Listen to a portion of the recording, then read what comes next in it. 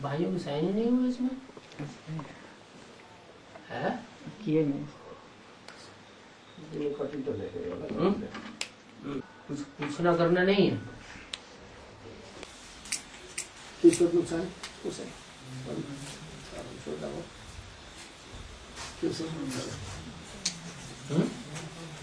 उसमें क्या है, आप लोग हाँ बोल दी, हम लोग समझ गया। बाबू ये सिख की जो नाम रखा है बाबू, इसका नाम के पीछे काम अभी क्या हुआ बाबू? सिक माने बीमार और कम माने कम, जो कम बीमार पड़ते हो। क्या माया जिनको कम खाती हो, माया अगर खा जाए तो ज्यादा बीमार कहेंगे कि कम बीमार कहेंगे? ज्यादा बीमार हो गए। सिक माने बीमार और कम माने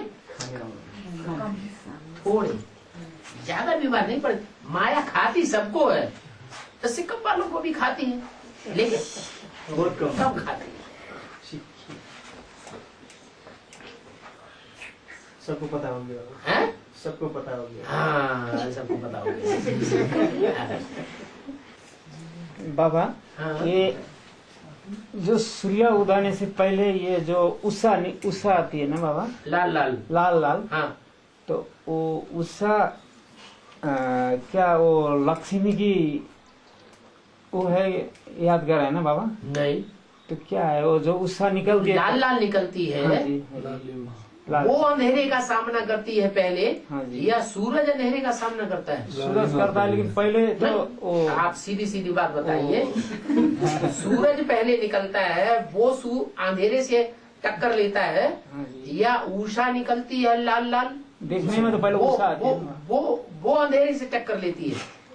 पहले उषा निकलती है ना बाबा? पहले उषा निकलती है।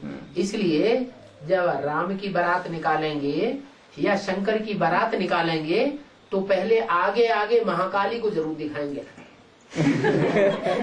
लाल लाल जीव लपलपाती हुई, वो है उषा,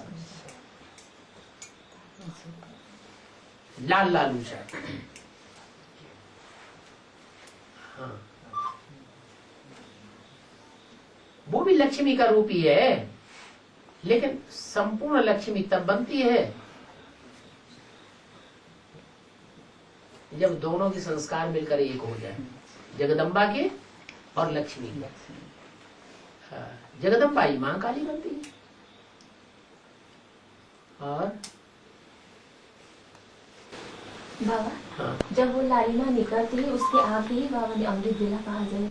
नहीं, तब तो सवेरा ही हो जाता है, 5 बज जाते हैं, अमृत वेला खत्म। लाली निकलने से अरे महाकाली आ गई जीभ लपलपाती हुई, तो फिर तो खा जाएगी। हाँ, फिर तो ज्ञान में चलने वाले पैदा थोड़े ही होते हैं, फिर मरा पड़ता है या चलना शुरू होता है, फिर तो मरा पड़ेगा। असुर संहारिणी देवी गाई जाती है या असुर संहारिणी देवता गाया जाता है? देवी गाई जाती है। असुरों का संहार देवियों ने किया। भगवान या देवताएं जो हैं वो असुरों का संहार डायरेक्ट नहीं करते हैं। जब लालिमा आती है उसको, हाँ, ज्ञान सूर्य लालिमा के पीछे पीछे आता है, महाकाली आगे आगे निकलती है। जो असुर है ना, उनका नारा है अंधेरा कायम रहेगा, और महाकाली कहती है अच्छा मैं आ रही हूँ। देखो तुम्हारा अंधेरा कायम रहता है कि नहीं, तो पीछे पीछे भागती जाती है, अंधेरा आगे आगे भागता जाता है। तो महाकाली के सामने अंधेरा टिक नहीं पाता। भले महाकाली खुद काली है, लेकिन उसकी जीभ एकदम लाल लाल है।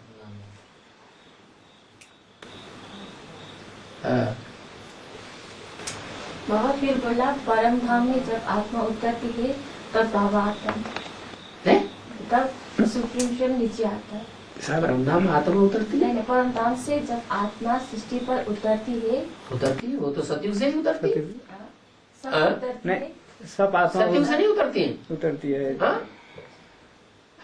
तो परमात्मा आता है सतयुग में। नहीं भाई, ये कहो कि जब सब आत्माएं परमधाम से सृष्टि पर लगभग उतर जाती हैं, उसके बाद हाँ, तब परमपिता परमात्मा इस सृष्टि पर आता है, लेकिन प्रत्यक्ष नहीं होता है। जैसे पूर्व जन्म में शरीर छोड़ करके कोई आत्मा माँ के पेट में प्रवेश करती है, परंतु प्रत्यक्ष नहीं होती।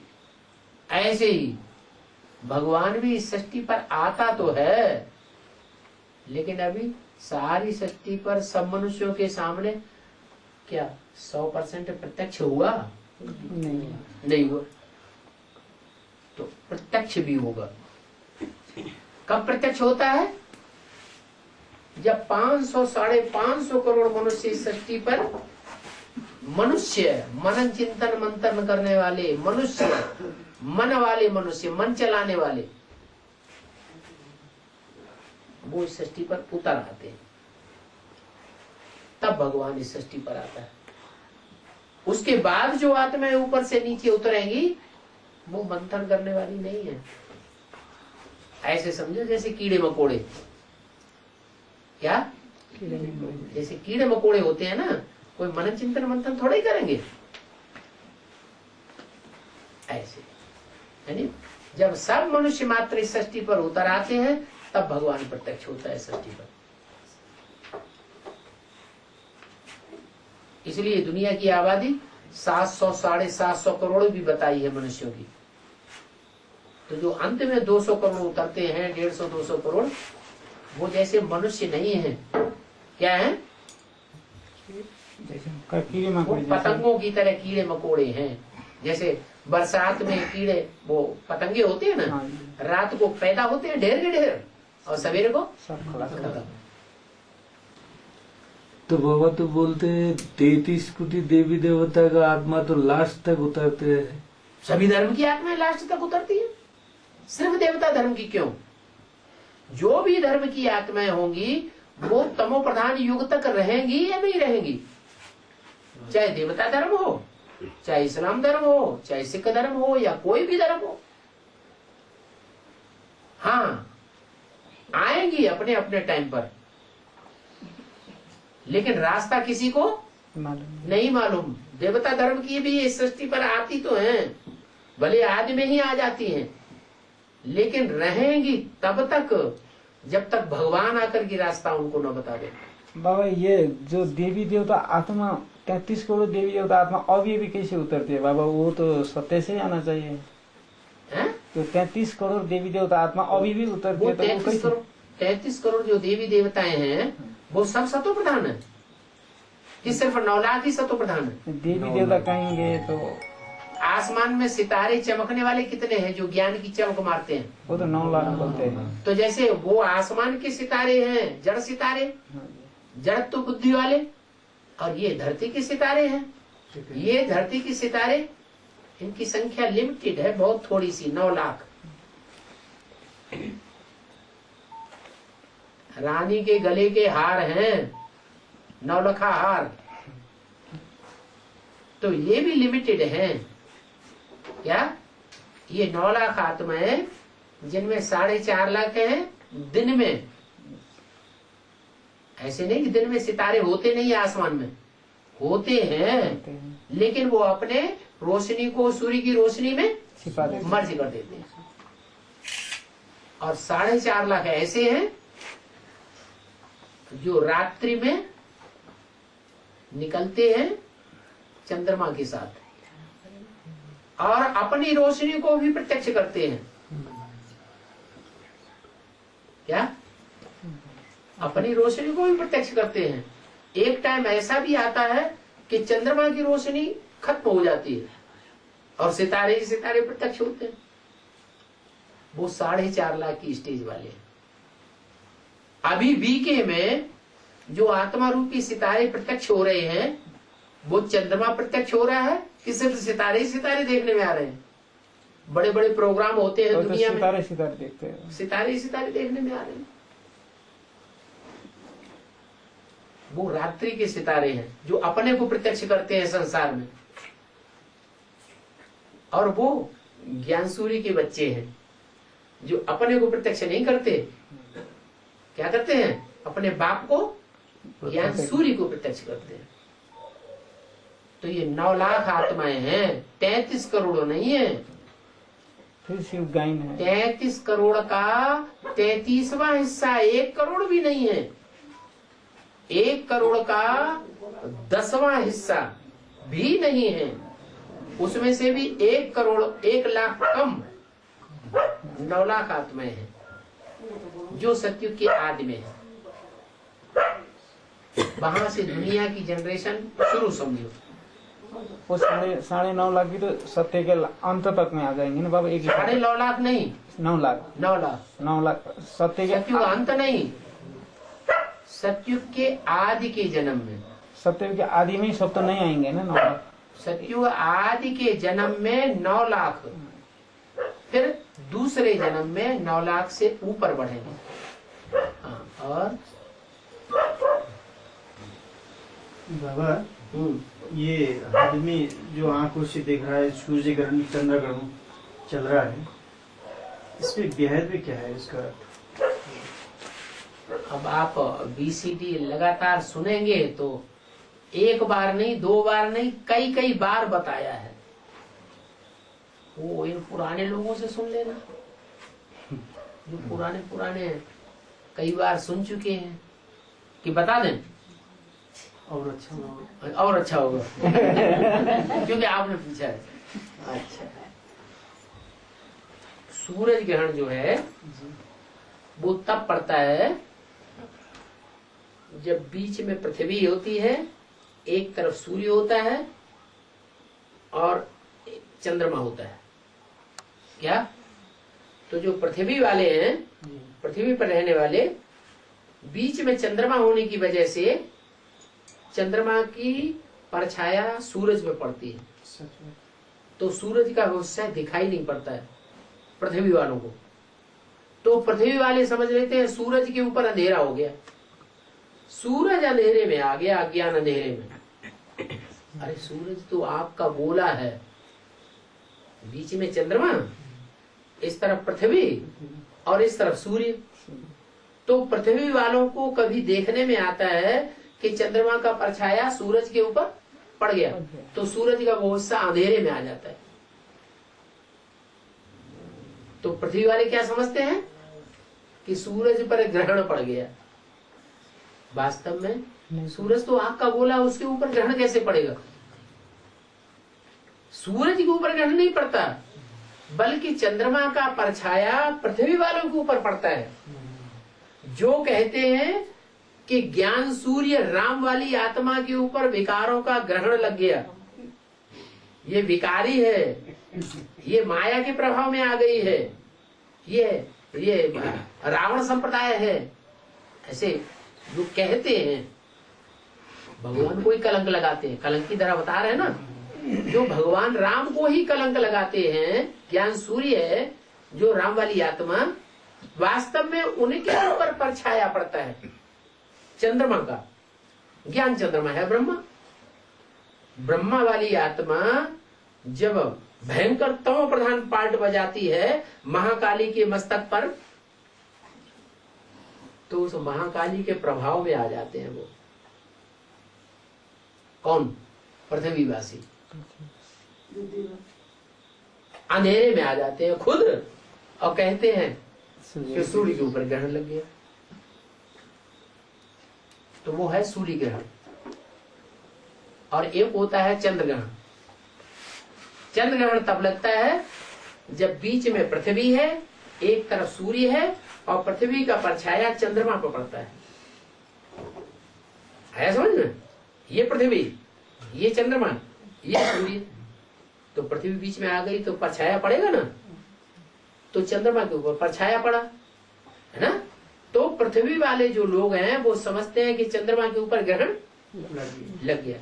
बात भी सही है, पृथ्वी का ही परछाया। पृथ्वी माने माता। ये कन्या माताएं क्या है? पृथ्वी है, पृथ्वी माता है।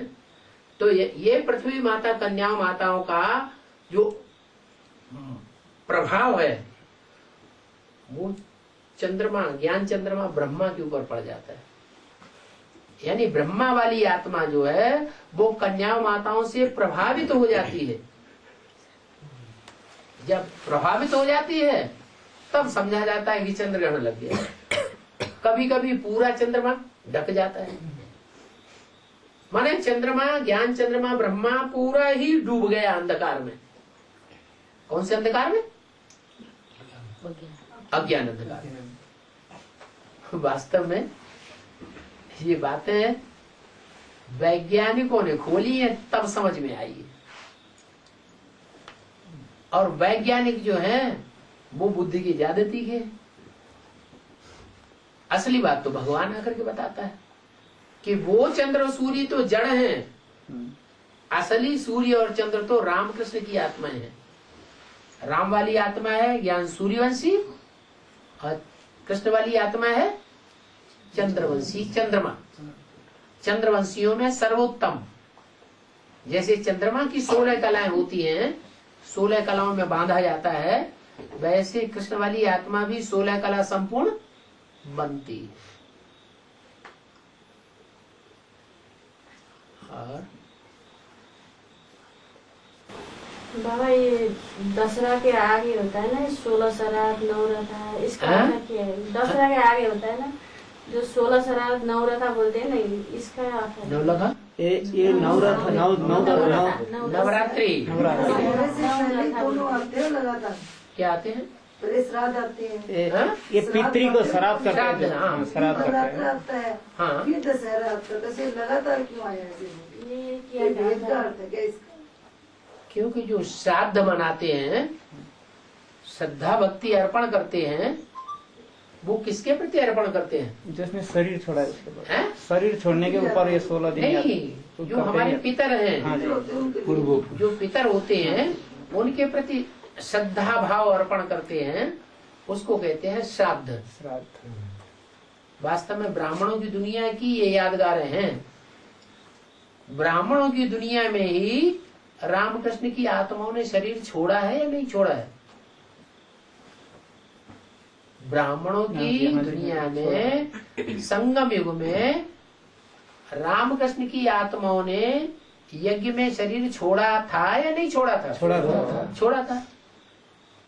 तो उनको श्राद्ध अर्पण करते हैं। और टाइम में भी आना पड़ता ना, फिर हैं? उसी टाइम में आता है तो दशहरा के सामने दशहरे से पहले क्यों आता है दोनों चीज? वो इसीलिए आते हैं, श्राद्ध पहले इसीलिए करते हैं कि जब तक अज्ञानता रूपी रावण मरेगा नहीं तब तक ये सब करते रहेंगे। नहीं तो बाबा ने बताया आत्मा शरीर छोड़ती है तुरंत जाकर दूसरा जन्म लेती है। उसमें श्राद्ध करने की क्या बात है? श्राद्ध की बात ही नहीं। अगर सूक्ष्म शरीर भी धारण करे तो सूक्ष्म शरीरधारी जो आत्मा है वो तो भटकती रहती है। उसको श्राद्ध अर्पण करना भी भूत पूजा हो जाती है। बाबा तो मना करते हैं इस ब्रह्मा का फोटो भी नहीं रखो, और तुम वो शरीर छोड़ने के बाद उस भूत प्रेत को भी याद करते हो, आवाहन करते हो, तो भूत प्रेत योनि में न चले जाओ कहीं। ऐसा न हो कि विधर्मियों में कन्वर्ट होना पड़े।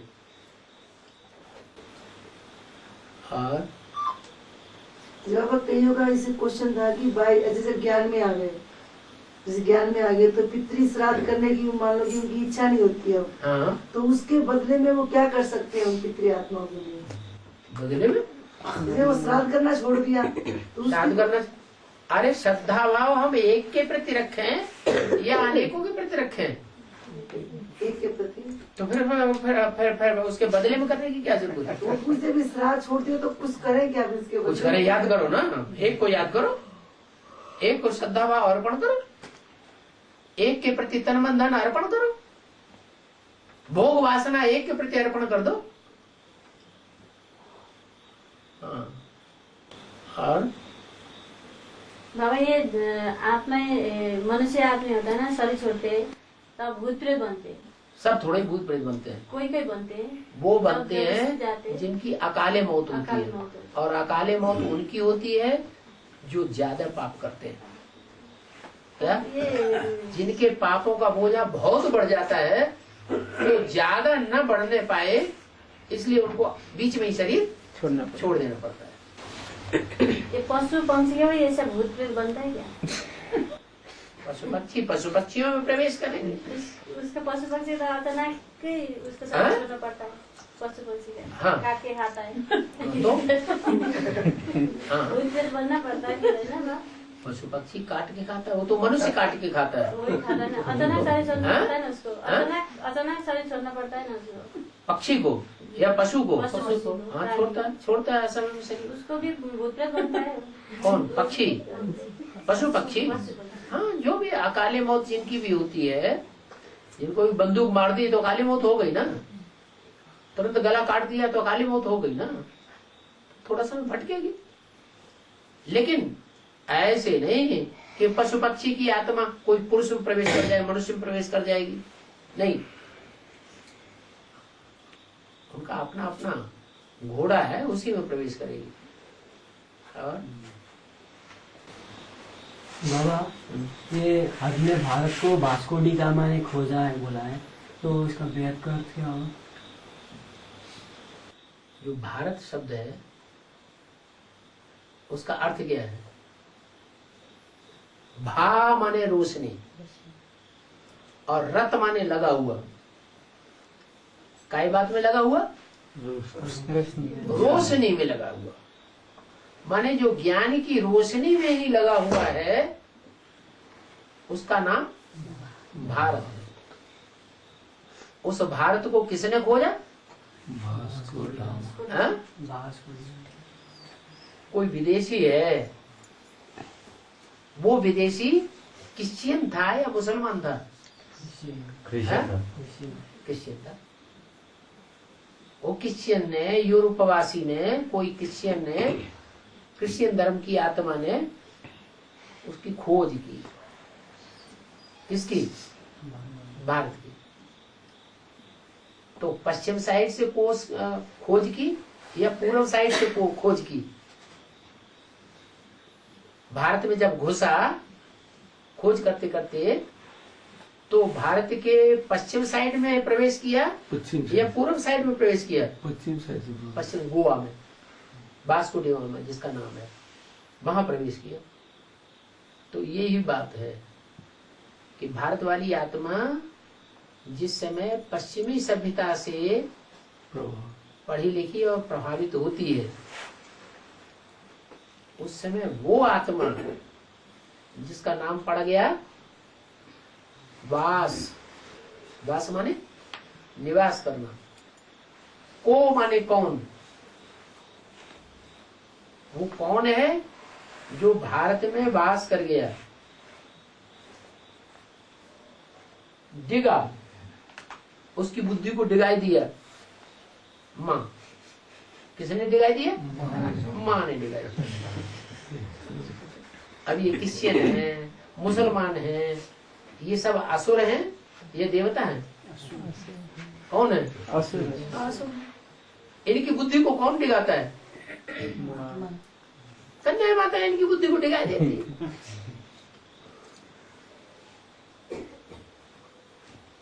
कृष्ण और क्राइस्ट की राशि मिलाई जाती है। क्यों? कृष्ण भी गीता माता का भगवान बन के बैठ जाता है। कृष्ण बच्चा है ना, गीता माता का बच्चा है या पति है? बच्चा है। बच्चा है। आज घर घर में अगर बाप खुदा न खास्ता शरीर छोड़ दे, तो बच्चे अम्मा के सब कुछ बन के बैठ जाते हैं कि नहीं? अम्मा की बात मानते हैं या अम्मा को अपनी मुट्ठी में कर लेते हैं? मुट्ठी में कर लेते हैं। मुट्ठी में कर लेते हैं। सारी दुनिया की यही आदत हो गई।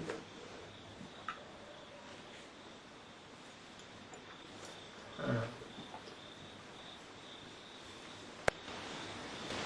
बाबा, ये राम वाली आत्मा में शिव प्रवेश करते हैं तो सत्ययुग का राजा बनना पड़ता था ना, क्यों कृष्ण हो गया? सत्ययुग का राजा। हाँ, क्यों कृष्ण, राधा कृष्ण हो गया? राम वाली आत्मा सत्ययुग का राजा बनती है। राजा राम वाली आत्मा में शिव प्रवेश करता शिव है। प्रवेश करते हैं। सत्य का राजा बनना पड़ रहा था। किसको? नहीं, कृष्ण को सत्य का राजा है ना। कृष्ण बच्चा है ना। क्यों बच्चा को रखते हैं, क्यों राम को नहीं रखते बोल रहे हैं? अरे उसने तो विश्व की बादशाही ले ली संगम युग में। राम वाली आत्मा ने कहाँ बादशाही ली? विश्व की बादशाही ली। सतयुग में विश्व थोड़ा ही होगा। दूसरे धर्म वाले होंगे क्या सतयुग में? नहीं होंगे। सारे विश्व के ऊपर, दुनिया के हर धर्म की आत्मा के दिल के ऊपर राम वाली आत्मा राज्य करेगी। तो इससे बड़ी राजाई कोई होती है? सबसे बड़ा युग संगम युग है या सतयुग है? सबसे ज्यादा कल्याणकारी युग संगम युग है या सतयुग है? संगम युग है। संगम युग में भगवान आते हैं। भगवान आकर अपने बच्चों को विश्व की बादशाही देते हैं। सतयुग में थोड़े ही भगवान देते हैं विश्व की बादशाही। कृष्ण वाली आत्मा को भगवान देगा क्या?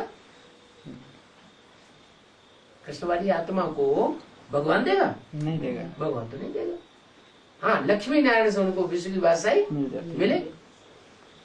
लक्ष्मी नारायण को काम है, लक्ष्मी नारायण का काम है अपने बच्चों को राजाई देना, और भगवान का काम है अपने बच्चों को राजाई देना। तो भगवान के बच्चे कौन हुए? राम, वही राम सीता, राम लक्ष्मी नारायण। तो भगवान का बच्चा बनना अच्छा है या देवताओं का बच्चा बनना अच्छा? भगवान का बच्चा बनना अच्छा।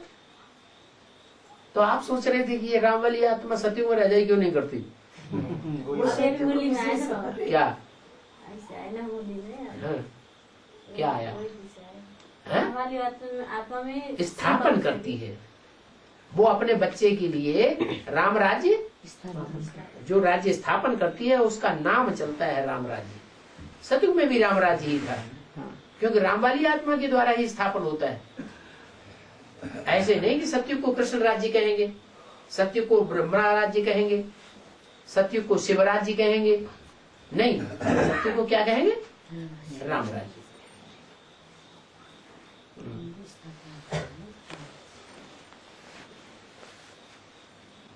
ये राम मंदिर राम बाप ही आकर बनाते हैं बाबा। अरे मंदिर माने घर। तो घर, ये घर कौन बनाएगा? अपने ये घर, जो घर का बाप होगा वही बनाएगा ना। हाँ? फिर ये क्यों ये सब वो दूसरा ये राम मंदिर बनाएंगे ये करके? ये गांधी जी काहे के लिए चपेट में आ जाते हैं? क्यों ऐसे चिल्लाते हैं हम राम राज्य स्थापन करेंगे? वही तो बात। गांधी कैसे राज्य स्थापन करेंगे? वही तो, ऐसा भक्ति मार्ग की बातें हैं। हाँ जी। क्या स्वर्ग स्थापन करना, ये स्वस्थिति में स्थित होने वाला होगा जो अव्वल नंबर, वो ही स्वर्ग स्थापन करने का अव्वल नंबर निमित्त बनेगा। जो देवहान की स्थिति में स्थित होने वाला है, हठ योग करने वाला है, वो नहीं बन सकता। गांधी जी ने तो 45 दिन हठ योग किया, भूखे रहे। भगवान हठ योग सिखाता है, राजयोग सिखाता है। फिर हठ योग से थोड़ी स्वर्ग स्थापन होगा। वही बाबा फिर आया था ना, जो कोई पार्टी वाले भी राम राज्य स्थापना करने के लिए कहीं कोशिश किए, वो तो कैसे कर सकते बोला था ना। हाँ, कोई राजनीतिक पार्टी भी इसको, कोई राम मंदिर नहीं बना सकता। नहीं बना सकता।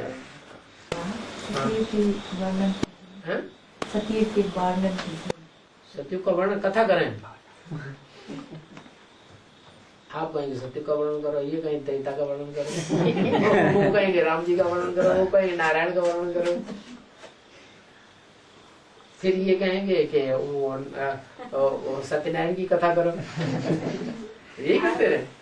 आप पूछो जो बात समझ में ना आ रही हो सो पूछो। कथा करने से क्या फायदा? कथा तो 63 जन्म होती रही, वो तो झूठी कथाएं होती रही। नाम दे दिया बाबा। जो सतयुग में हमको शरीर छोड़ना पड़ता है ना, हाँ? उससे अभी दूसरा शरीर कहाँ जाकर लेना है? पड़ता है नहीं कहेंगे। हाँ, ऐसा जो हमको शरीर पड़ता है, ये यहाँ कहते हैं। हाँ जी, कि हमको शरीर छोड़ना पड़ता है, मजबूरी है। हाँ जी, हाँ जी। वहाँ ऐसे नहीं कहेंगे, वहाँ तो अपने को साक्षात्कार हो जाएगा। वही शरीर छोड़ने से अब ये आयु पूरी हुई, अब ये शरीर छोड़ करके मैं आत्मा नया शरीर धारण करूं। तो वो जिस जगह पर जाता है उसको पहले ही साक्षात्कार हो जाता है। मैं इस घर में जाता हूँ, इस मेरा परिवार हो जाएगा। आज की दुनिया में भी बहुत से लोग ऐसे होते हैं कि शरीर छोड़ने से पहले ही बता देते हैं कि इस दिन हम शरीर छोड़ देंगे और वहां जाके जन्म लेंगे। सात्विक स्टेज है आत्मा की। वो गर्भ से जो बच्चा निकलता है बाबा, वो माँ का दूध तक पीना नहीं पड़ता है उस समय में। कहाँ? जो सतयुग में। हाँ। वो जो गर्भ से निकलते हैं अभी तो माँ का दूध पीते हैं ना, उस समय में दूध नहीं पीते। वहाँ की पैदाइश में और यहाँ की पैदाइश में रात दिन का फर्क है। वहाँ की पैदाइश है सतो प्रधान और यहाँ की पैदाइश है तमो प्रधान। यहाँ 2-3 साल तक पालने में पड़े रहेंगे, पालने में टट्टी पेशाब करेंगे और माँ बाप को सफाई करनी पड़ेगी। वहाँ ऐसा नहीं होता। वहाँ बच्चा पैदा हुआ जैसे गाय का बच्चा होता है ना, सब जानवरों में सबसे ज्यादा सतो प्रधान जानवर कौन सा माना जाता है? गाय।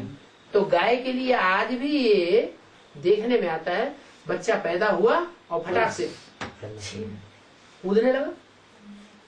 तो जब गाय भी ऐसा जानवर देखने में आ रहा है इस दुनिया में, सतो प्रधान जानवर, जो उसका बच्चा पैदा होते ही उस छलांग मारने लगता है, तो ऐसे ही देवताओं का जो बच्चे पैदा होते हैं वो रोते नहीं रहते हैं, न रोते हुए पैदा होते हैं और न टट्टी पेशाब करेंगे। 2-3 साल पालना में उनको पालना देनी पड़ेगी।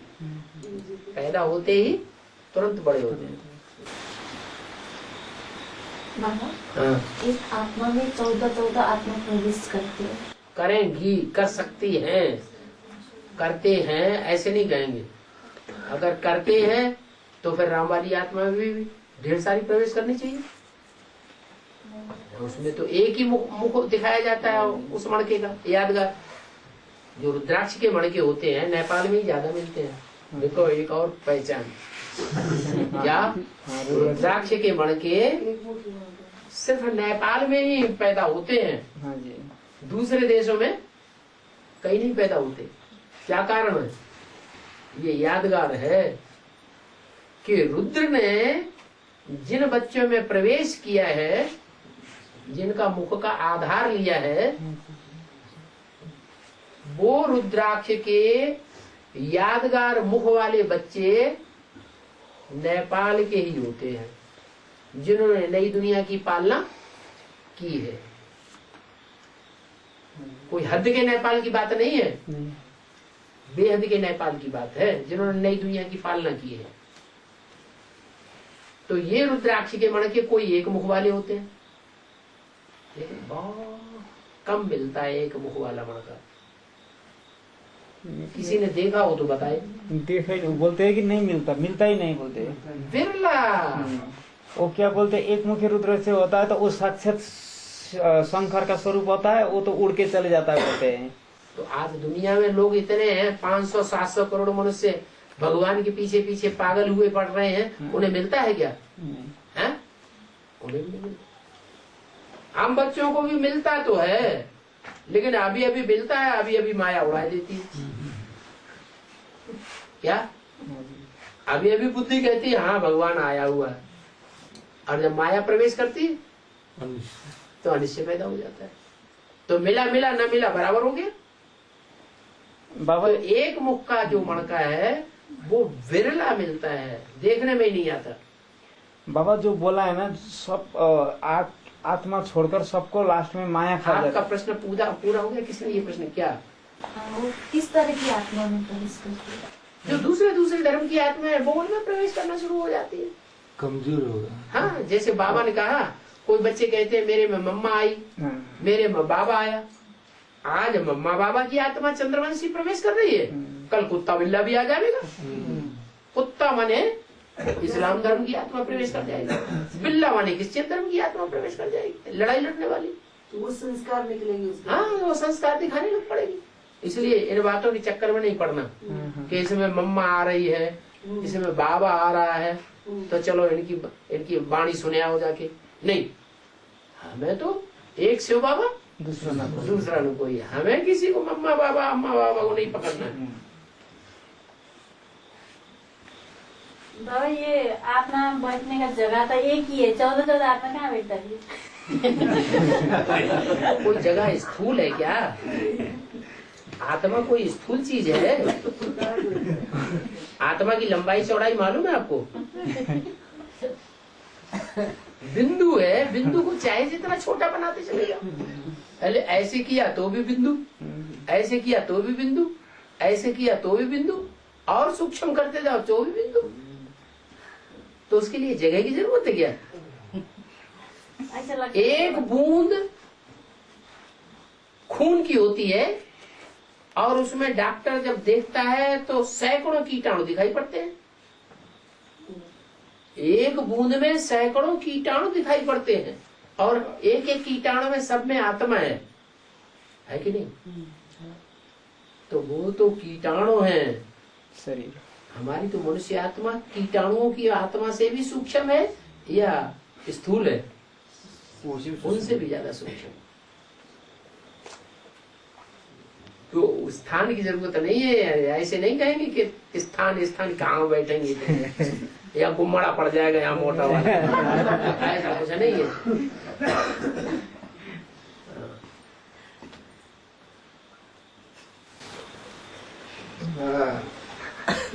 त्रेता युग में लड़ाई इंद्र देवता का साथ में दानव लड़ाई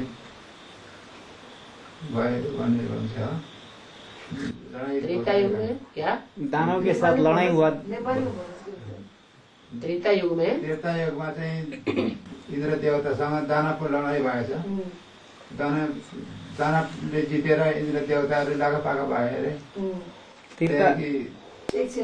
अहित्य भूमिको खटङ्ग राजाले बल देवताहरूले सहायता मागेर फेरि दानवको जित पारेको भनेको सत्य कुरा हो। वो कह रहे हैं ना कि त्रेता युग में इंद्र को परास्त किया था दानव ने। दानवों ने त्रेता युग में इंद्र को परास्त किया।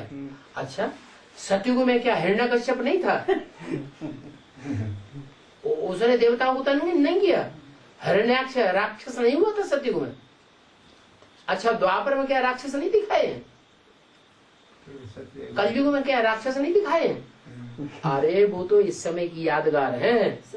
ये 4 युगों का ड्रामा है, 5000 साल का। सतयुग, त्रेता, द्वापर, कलयुग।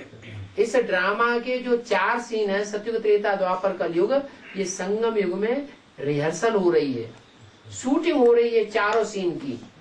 तो यहाँ की यादगार वहां शास्त्रों में लिख दिया है। ऐसे नहीं कि त्रेता में असुर थे, सतयुग में असुर थे, नहीं। अरे राम का राज्य गाया हुआ है। कितना अच्छा राज्य था राम राज्य के लिए, जीव लपलपाते हैं लोग। वहां असुर कहां से आए? ये यहाँ की बातें हैं, संगम युग की सारी। जो रामायण में त्यो कहानी अहिलेको कहानी अहिलेको जुन कहानी छ त्यो कहानी संगम युगको कहानी चाहिँ अहिले बाबा आएर यहाँ काम गर्दैछन्। त्यो कहानी चाहिँ तीर्थमा गएर कहानी लेखेको।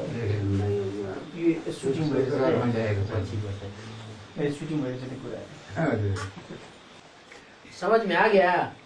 समझिनु भयो? नहीं आया? वो समझा देंगे। पूछो भाइ भयो सम्झाउनु, बुझ्नु भयो? हो गया बोल रहे। समझ में आ गया। बाबा, जो बाबा ने बोला अंत में 8 को छोड़कर सबको सजाई खाना पड़ता है। ये 8 का ही सिर्फ सजाई नहीं खाता और बाकी सबको सजाई खाता है। तो बाबा को सबको ऊपर निश्चय पूरा होता है ना। अभी सबको निश्चय है, इसीलिए तो बाबा के ऊपर आया है सब। तो इसको कैसे फिर अनिश्चय हो जाता है बाद में? इसको ये सब 8 को छोड़कर, अष्टदेव के छोड़कर सबको सजाई खाना पड़ता है। तो 8 को अनिश्चय नहीं होता है? सिर्फ 8 अष्टदेव को तो नहीं होता है ना। आखिरी जन्म में अनिश्चय नहीं होता है? नहीं, इसी के अंत में जाकर उसको सजा ही नहीं भोगना पड़ता है। आखिरी जन्म में 8 को भी माया पकड़ेगी या नहीं पकड़ेगी? वो तो पकड़ेगी बाबा। तो माया तो सब किसी को नहीं छोड़ती। नहीं छोड़ती, लेकिन वो 8 को सजा ही खाना नहीं पड़ता है, बाकी सबको सजा खाना। इसलिए सजा नहीं खाना पड़ता कि ये तो पक्का नियम है कि माया किसी को नहीं छोड़ेगी। लेकिन 8 उनमें से ऐसे हैं कि 83 जन्म तक एक के सहयोगी बनकर के रहते हैं। इसलिए उनको माया आखिरी जन्म में ही तो पकड़ती है और वो पकड़ना लाजमी है, इसलिए उनको सजा नहीं मिलती। बाकी जो आत्माएं हैं वो कोई द्वापर युग की याद से ही छोड़ जाती है, दूसरे धर्म में कन्वर्ट हो जाती है, कोई द्वापर के मध्य में कन्वर्ट हो जाती है, कोई द्वापर के अंत में कन्वर्ट हो जाती है, कोई सत्य कलयुग के आदि में कन्वर्ट हो गई, कोई मध्य में कन्वर्ट हो गई, कोई अंत में कन्वर्ट हो गई। माने 83 जन्म के अंदर ही कन्वर्ट होकर के राम वाली आत्मा को धोखा दे देती है, भारत को धोखा दे करके विदेशियों के साथ चले जाते हैं। तो उनको सजा मिलेगी कि नहीं? नहीं मिलेगी? मिलेगी। तो इसलिए मिलती है।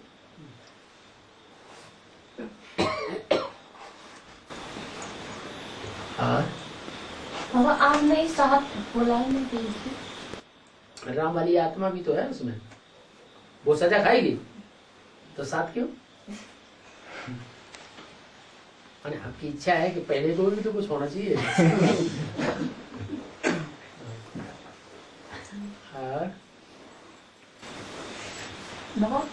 बहन और बहनोई में क्या अंतर है? बहन और उसके पति को कहते हैं बहनोई। बहन और वोई, बहन का कौन? अरे वोई। तो दोनों शब्दों को मिला करके हो गया बहनोई। कोई परिचय देते हैं ना, जब परिचय दिया जाता है ना तो कहते हैं ये बहन है। अच्छा भाई ये इनके साथ ये कौन खड़े हैं? तो कहे ये बहन के वोई हैं। तो दोनों शब्दों को मिलाया गया तो हो गया बहनोई। दादा, बाणाप्रस्थी का लक्ष्य क्या है? बाणप्रस्थी, वाणी कहते हैं मुख से जो वाणी निकलती है। क्या? जो मुख से वाणी निकलती है उसको कहते हैं वाणी, वाण। प्रस्थी, प्र माने प्रकष्ट रूपेण, स्थि माने स्थित होने वाला। बाण प्रस्थी माने जो वाणी से परे की स्टेज में स्थित हो जाए प्रकष्ट रूप से। क्या? न वाणी मुख से निकले और न वाणी अंदर से निकले, माने संकल्प में से भी कोई वाणी न निकले। जैसे कोई किसी को गाली देता है, वाणी निकलती है ना, तो मुख से भी वाणी न निकले और अंदर से भी किसी को गाली न निकले तो कहेंगे वानप्रस्थ। वो हो गया परम धाम वासी, वाणी से परे का धाम का वासी। वाणी से जो परे धाम है उसको कहते हैं, क्या कहते हैं ना? जो वाणी से परे धाम है उसका नाम क्या है? परम धाम। वो वाणी से परे है क्या? निर्वाण धाम, जहाँ वाणी का नि माने निशेष खत्म हो गई वाणी।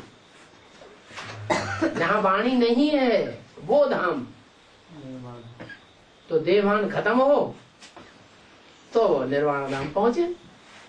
देवान है तो वाणी भी निकलेगी। देखा होगा जिस आदमी में ज्यादा देवान होता है वो जोर से चिल्लाता है। क्या?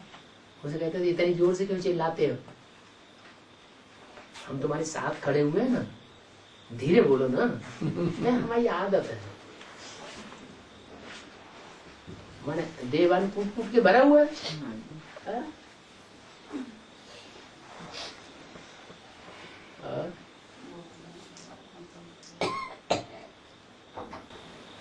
ये लांगंग का क्या बता रहा हूँ? हाँ, लांगांग क्या लांगंग? बता दिया, वो मालूम, सबको मालूम हो गया। क्या? लंबी गंगा। तो भूल जाते हैं तुरंत। बाबा ने शुरू में ही बताया, शुरू में बाबा ने पहले इसी से स्टार्ट किया था। बहन जी नहीं थी, तो माता बहन जी नहीं थी ना? है ना, नहीं पूछा पहले। अच्छा, पिछली बार जब आए थे तब। वो तो गेजिंग का पूछ रही थी वसुंधरा को। पहले तो उसका पूछे लांगंग का, आज बाबा ने कुछ बताया।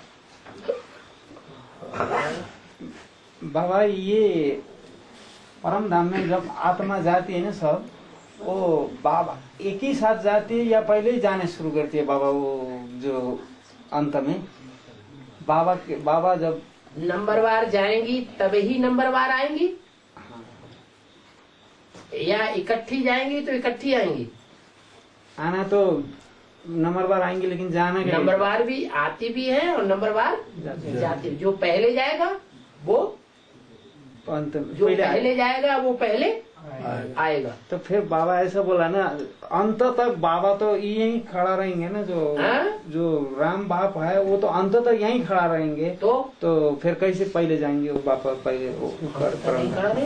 हाँ, तो बाप तो एक सेकेंड भी कम नहीं होगा ना। ये तो परम धाम अंत तक बाप तो यहीं रहेंगे। माने दूसरी आत्मा पहले चली जाएंगी? यही तो पूछ रहा हूँ बाबा। क्या पूछ क्यों रहे हो? जब जो पहले जाएगा सो ही पहले आएगा। झाड़ चित्र में आपने देख भी लिया, वो तो सब जब आत्मा जा रही है तो शंकर भी साथ में जा रहे हैं कि नहीं? ले जा रहे हैं ना सब आत्माओं, सब ऊपर जा रहा है। शंकर ऐसे ले जा रहा है। जो आत्माओं को ले जाने की ताकत रखता है वो पहले जाएगा या बाद में जाएगा? ऐसा देखा ना, तो झाड़ के चित्र में सब आत्मा ऊपर जा रहे हैं, शंकर ऐसे बैठ रहा है, देखा ना। तो सबको ले जा रहा है ना। शंकर को जो दिखाया गया सब आत्माओं को लेकर के जा रहा है ना ऊंची स्टेज में। हाँ जी। कैसे लेके जा रहा है? क्या तरीका है? तरीका है कोई कि नहीं उसके पास? वही बता रहा है, वही पूछ रहा है ना। तुम बच्चों को नैनों पर बिठा कर ले जाऊंगा।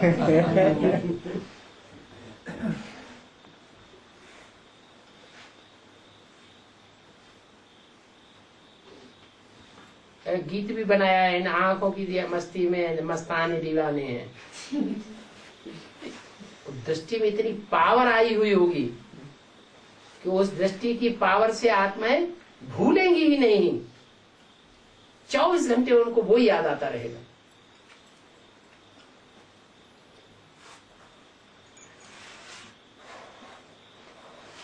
और धर्म पिताओं को देख लो, क्राइस्ट को देखो ध्यान से, उनकी आंखें देखो। महात्मा बुद्ध को देखो, उनकी आंखें देखो। गुरु नानक को देखो, उनकी आंखें देखो। उनकी आंखों में कुछ चमत्कार दिखाई पड़ता है कि नहीं? उन चित्रों में भी। फिर जब चैतन्य चित्र रहे होंगे तो कितना आकर्षित करते हो। वो तो धर्म पिताएं हैं, महान बाप कहे जाते हैं अपने अपने धर्म के। वो ग्रेट फादर्स हैं, लेकिन ग्रेट फादर्स उनको नहीं टाइटल है। ग्रेट ग्रेट ग्रैंडफादर वो एक का ही गायन है। तो अभी तो वो ग्रेट ग्रेट ग्रैंडफादर इस संसार में प्रत्यक्ष होने वाला है। उसकी आंखों में कितना आकर्षण होगा।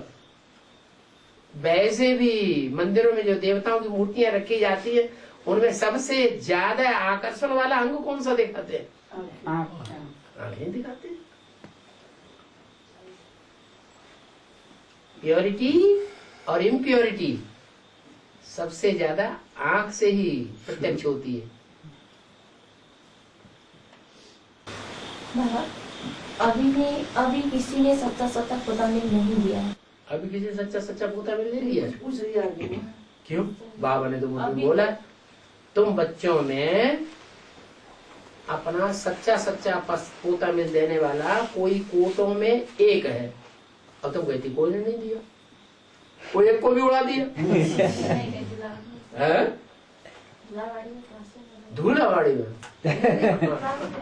कोई ने नहीं दिया है ऐसे बोला, मतलब तो ये गलत बात है ना। नहीं, कोई प्रसंग में बोला होगा ना, कोई ने नहीं दिया बोल कैसे कोई प्रसंग में। तो ये कहो ना कि यहाँ गीजिंग में या यहाँ लांग में कोई ने सच्चा पोता मिल नहीं दिया। वो प्रसंग के ऊपर बात चली होगी। किस प्रसंग की? जो धुलाबाड़ी में मुरली चली थी, धुलाबाड़ी में मुरली चली थी, उस समय में बाबा बोल रहे थे कि आज तक कोई किसी ने सच्चा सच्चा पोता मल दिया नहीं। सब बात दिया नहीं। क्यों? बाबा तो साथ में बाबा का महावाक्य भी बोलते हैं। अपना सच्चा सच्चा 100% सच्चा पोता मिल देने वाला कोई कोटों में करोड़ों पुरुषार्थ ही करने वालों में कोई एक है जो अपना सच्चा पोता मिल भगवान को देता है। सच्चे दिल पर साहब राजी। जो सच्चा पोता मिल देता है उसके ऊपर वो साहब राजी हो जाता है। जो जितना सच्चा देगा उतना उसके ऊपर राजी होगा। या जितने लंबे समय तक सच्चाई को छुपाएगा उतना राजी नहीं होगा। जितना छिपाएगा वो तो अंत में प्रत्यक्ष हो जाएगा ना बाबा। तो भी प्रत्यक्ष हो जाएगा। उसने बताया है अंत में किसी की कोई भी बात छुपी हुई नहीं रहेगी। कोई कितना भी छुपाना चाहे, लेकिन कोई भी ऐसी मनुष्य आत्मा नहीं होगी जिसकी कोई बात छुपी हुई रह जाए। चैलेंज है बाबा का।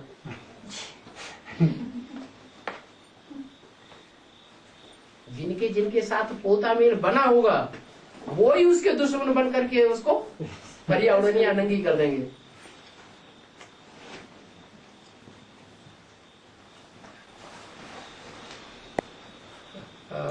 बाबा जैसे भी इतना जो एडवांस में भी प्लस ज्यादा करके इतना नींद का क्यों प्रभाव है? जो क्लास में, दृष्टि में, मुरली में, अमृत बेला में, ज्ञानी से ज्ञानी, पुराने से पुराने, योगी से हर कोई अच्छा रावण अपना प्रभाव डालेगा, रावण अपना प्रभाव डालेगा, रावण युद्ध करेगा तो कुंभकर्ण अपना प्रभाव नहीं डालेगा। पहले रावण लड़ाई लड़ता है तो रावण के साथ फिर कुंभकर्ण भी लड़ाई लड़ता है, तो कुंभकर्ण अपना पसारा भी फैलाएगा। नहीं कोई लाख कोशिश करता है, उसमें कोई उपाय तो होगा। फिर इतना कोशिश कर रहे हैं, नहीं आए नींद इनको। ज्ञानियों के ऊपर माया का असर नहीं होता है, माया रावण का असर नहीं होता है, लेकिन ज्ञानियों के ऊपर कुंभकर्ण का असर हो जाता है। इसलिए कुंभकर्ण का भी पार्ट है।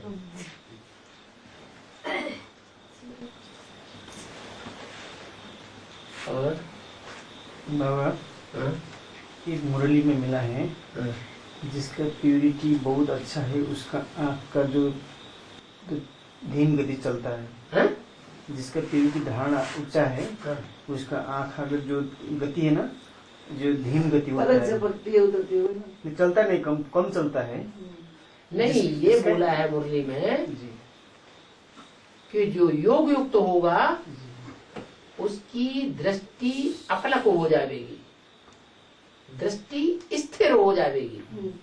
क्या कोई जानबूझ करके ऐसा करने की दरकार नहीं, लेकिन जो याद में जितना गहरा होगा उसकी आंख एकदम निश्चल हो जाएगी, चलायमान नहीं रहेगी। नहीं तो बंदर क्या करता है, उसको कहते हैं बंदर बुद्धि, उसमें बहुत विकार होता है, आंखों में भी विकार होता है, एक घड़ी भी स्थिर नहीं रहेगा।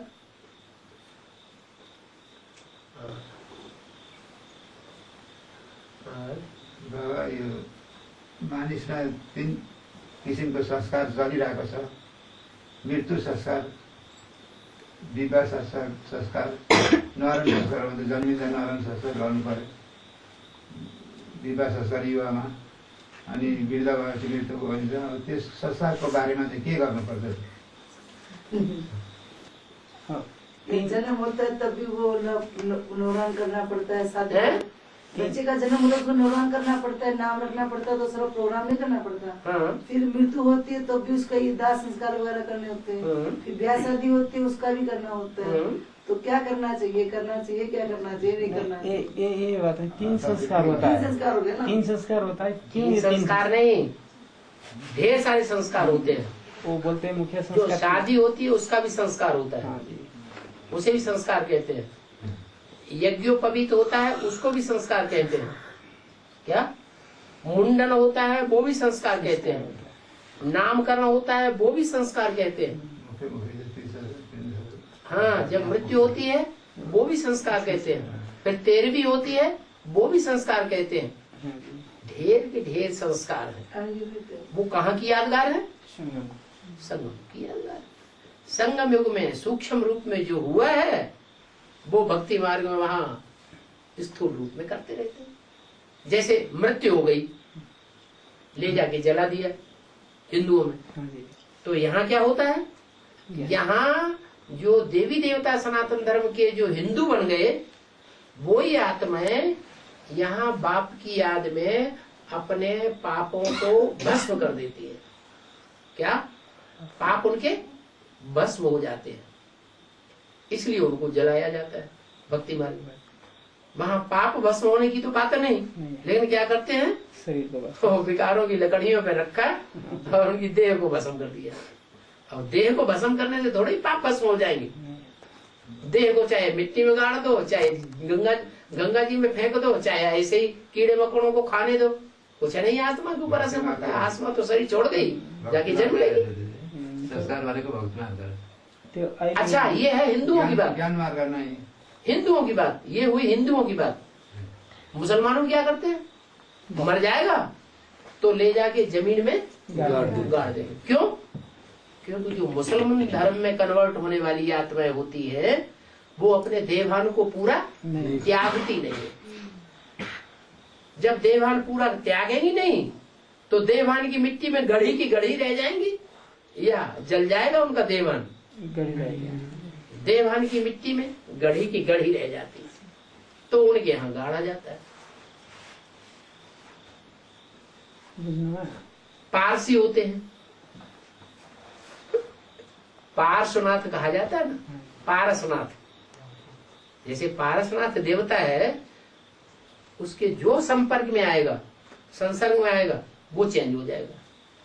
जैसे पारस पत्थर यादगार है, तो पारस पत्थर का यादगार है, लोहे को छुआ दो तो सोना बन जाएगा, ऐसे कहते हैं ना। तो ये वास्तव में पार्श्वनाथ की वो यादगार है जो कि नारायण बनने वाली आत्मा, उसके कनेक्शन में जो भी आएगा, जो अव्यक्तवाणी में बाबा ने बोला कि जो आवे, जो देखे, जो कानों से सुने, जो आंखों से देखे, वो कहे कि भगवान बाप आ गया। सिर्फ ब्रह्मा कुमारियों का बाप नहीं, सारी दुनिया का बाप आ गया। तो देखा, कानों से सुना, ये संसर्ग में आया ना, स्पर्श में आया ना, नजदीक आया ना, तो वो पारसियों की यादगार है। पारसी क्या करते हैं, जब मरता है तो जलाशय के किनारे या तो कुआं के किनारे छोड़ देते हैं, ताकि पक्षी आकर के उस शरीर को भी खा जाए, वो भी काम आ जाए। माने हड्डी हड्डी उनकी काम में आनी चाहिए। इसकी हड्डी हड्डी काम में आती है, जन्म आती पहले हमारे जो रामकृष्ण की आत्माएं हैं, उन्होंने हड्डी हड्डी अपने को स्वाहा कर दिया। उन पारसनाथ की यादगार में वो पारसी जो है वो हड्डियों को भी अर्पण कर देते हैं, न गाड़ते हैं न जलाते हैं, वो भी किसी के काम में आ जाए। तो इस समय की सारी यादगारें बनी हुई हैं भक्ति मार्ग में, बाकी ये सब कुछ करने की दरकार नहीं है। तीनटा मुख्य काम को थे अर्थ हामीले जति भक्ति मार्गमा काम गर्छ नि, अहिले बाबा आएर हामीलाई यो पुरुषार्थमा कोही मर्छ, कसै आदि पुरुषार्थ गरेर छोड्छ, कसैले चाहिँ पुरा एकदम आफूलाई सारा जीवन लगाइरहन्छ, त्यो चाहिँ दियाभान मरेको भए, कोही चाहिँ दियाभानमा अलि एक दुई दिन ज्ञान सुन्छ छोड्छ, त्यसको चाहिँ लगेर शरीर पुरुष नै, अनि पुरा हड्डी हड्डी पुरुषार्थ गर्छ रामकृष्णको आत्मा। त्यो वास्तवमा संस्कार अहिलेको सङ्गमयुगको कहानी गर्नुपर्ने होइन क्या, हामीले श्रद्धा श्राद्ध गर्नुपर्ने होइन क्या। अहिले पारस आइराखेको छ, पारसमा काम छैन भने अज्ञान हो। माने भक्ति मार्ग में जो कुछ भी क्रिया कर्म कांड होता है वो कहाँ की यादगार, संगम में। हम ब्राह्मणों ने जो कुछ किया है वो वहाँ स्थूल रूप में यादगार मनाते, फायदा कुछ भी नहीं मनाते हैं।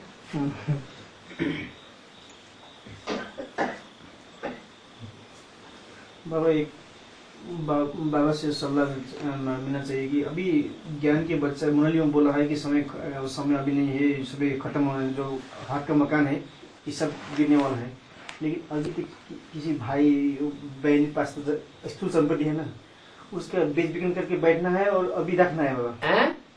जो स्थूल संपत्ति है मुरली में बोला है अभी इसके विनाश होने वाला है। आप रोज मुरली नहीं सुनते हैं इसलिए पूछ रहे हैं बैठ के? नहीं, ये बहुत बड़ी कमी है। आप रोज मुरली सुनते ही नहीं। मुरली 20 बार बताया हुआ है, जिनके पास फालतू पैसा है फालतू धन संपत्ति है, सोना चांदी हीरे जवाहरात फालतू पड़े हुए हैं, पेट भरपूर, पेट के लिए बहुत कुछ है, फिर भी बैंकों में डाल रहे हैं, कंपनी में डाल रहे हैं, जीवन बीमा कंपनी में डाल रहे हैं। वो डालने की जरूरत नहीं है। क्यों? क्योंकि ये जीवन बीमा कंपनी सब फेल हो रही हैं। जितनी भी कंपनियां हैं सारी फेल हो रही है।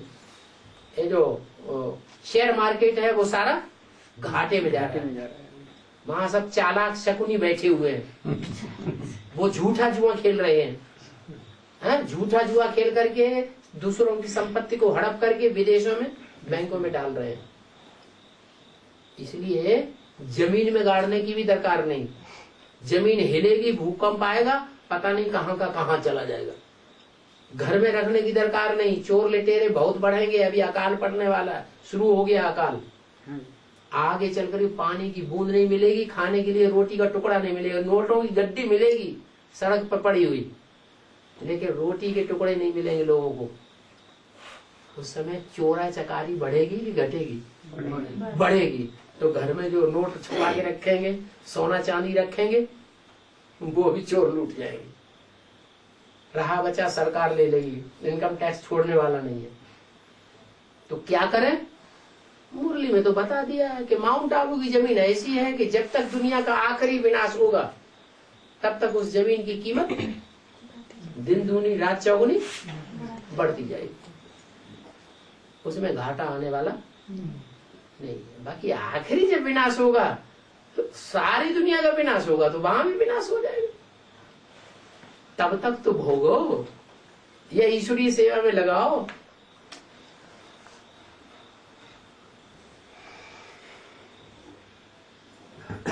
वो एक ही दुनिया में ऐसा पहाड़ है जो एक ही ग्रेनाइट पत्थर का बना हुआ है।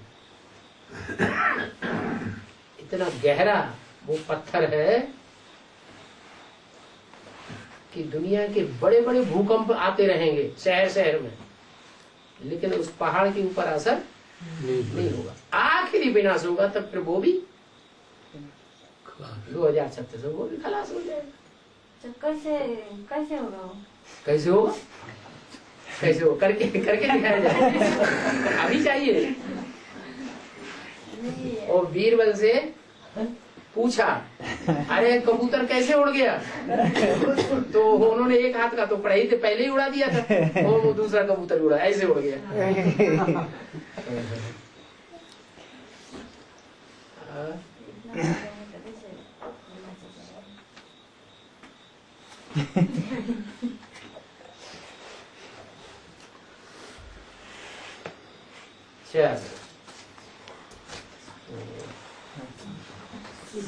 टाइम पाऊंगा ना तो जो सुबह समय नहीं मिलेगा ना, सारे बैठे हैं अभी जो भी है ना, कोड करना जो भी है ना, अभी पहले गए था 10-15 मिनट जो भाई जी वाले बैठे, माता जी वाले बैठे, यही गए